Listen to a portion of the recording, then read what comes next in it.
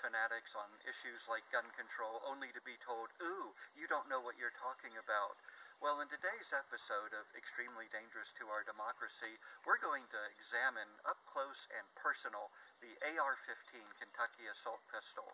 Pay attention to what's in this episode, and you will be able not only to engage the most fanatical lifetime NRA member in the gun debate, but you will be ready to win and to prevail every single time with irrefutable logic and facts.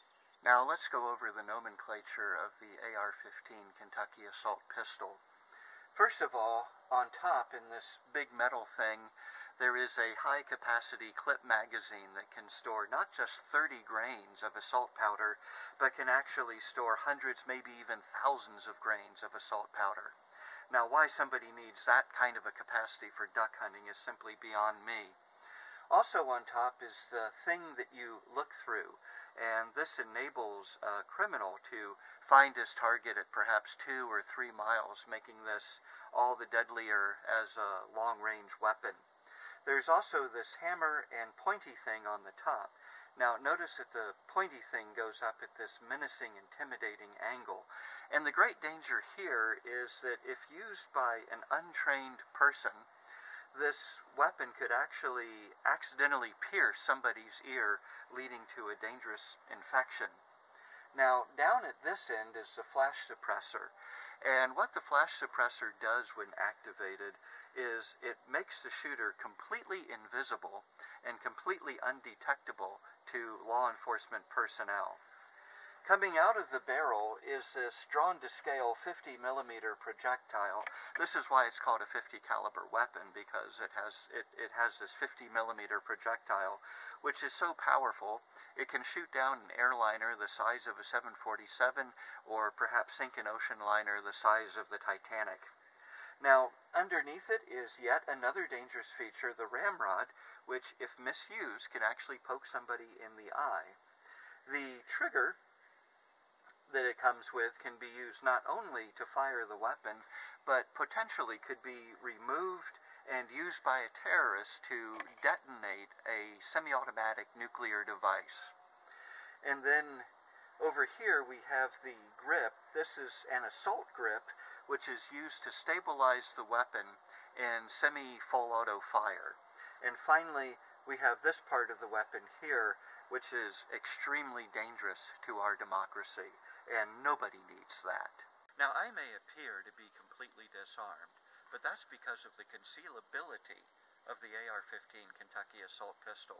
Where is it, you ask? Why, it's right here, completely concealed in my front pocket, and now completely open to view and ready to be used. Now, the dangerous attachments that come with this include the bayonet.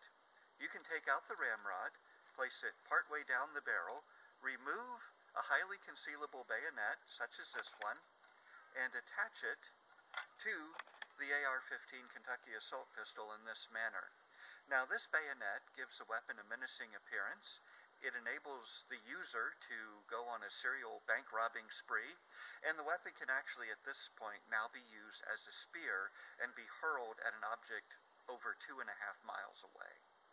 Perhaps the most dangerous attachment that can go on the AR-15 Kentucky assault pistol is this lightweight recoilless grenade launcher, which I have here slung under the barrel.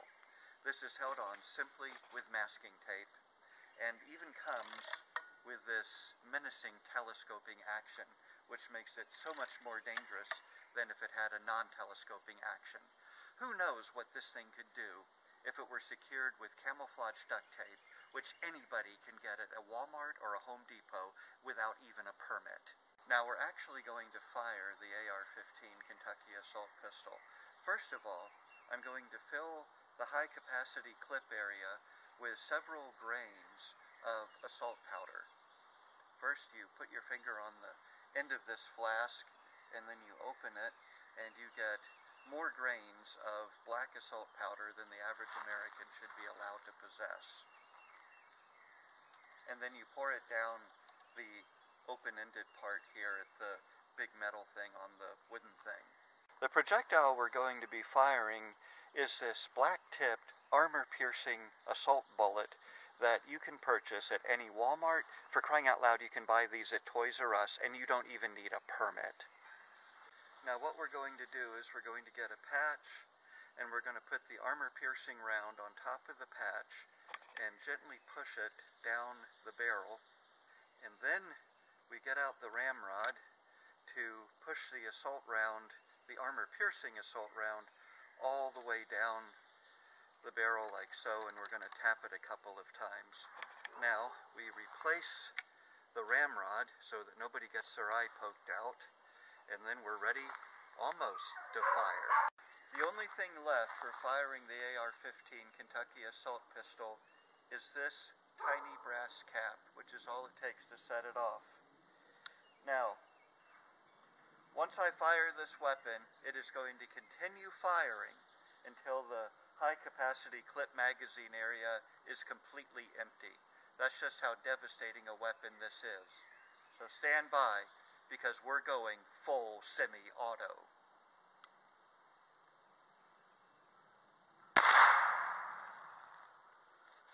As you can see, the armor-piercing round I fired from this weapon brought down this tree that I'm sitting on. Do we really need weapons this powerful in the hands of average citizens? Shouldn't weapons like this only be used by military and law enforcement?